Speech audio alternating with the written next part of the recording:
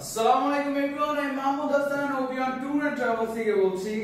তো কে বলেছে ভাই আপনাদের ভিসা হয় না, সিঙ্গাপুরের ভিসা হয় না, মালয়েশিয়ার ভিসা হয় না, থাইল্যান্ডের ভিসা হয় না? তাহলে এগুলো সব হচ্ছে সিঙ্গাপুরের ই ভিসা, থাইল্যান্ডের ই ভিসা এবং আপনার এটা হচ্ছে মালয়েশিয়ার ই ভিসা।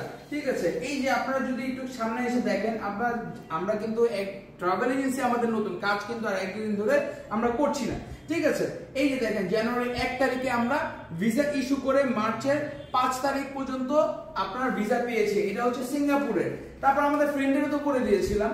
ঠিক আছে, ফ্রেন্ডেরটাও আপনারা আপডেট দিব, দেখবেন ওখানে গিয়ে ওর ভিডিও করবে আমাদের নিয়ে। ঠিক আছে, আপনারা দেখতে পারবেন।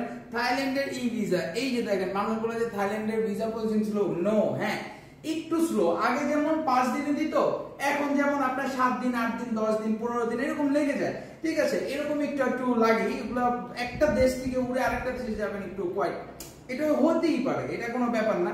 এই যে দেখেন 2025 জুলাই 13 পর্যন্ত আপনার এই থাইল্যান্ডের ই ভিসা ভ্যালিড আছে। ঠিক আছে, তারপর এই যে দেখেন মালয়েশিয়ার আপনার ভিসা, মাল্টিপল ভিসা, মালয়েশিয়ার মাল্টিপল ভিসাও করি আমরা এবং আমরা অন্যান্য ভিসাও করি। 2033 সাল পর্যন্ত আপনার এটা একটু দেখান, 2033 সাল পর্যন্ত কি আছে, এটার ভ্যালিডেশন আছে। ঠিক আছে, তো আপনারা যারা ঘুরতে যেতে চান, ফ্যামিলি ট্রিপ যেতে চান, হানিমুনে যেতে চান, ফ্রেন্ডস নিয়ে ঘুরতে যেতে চান, জেনে তাড়াতাড়ি চলে আসুন ওবিয়ন ট্যুর এন্ড ট্রাভেলস এ। আসসালামু আলাইকুম ওয়া রাহমাতুল্লাহ।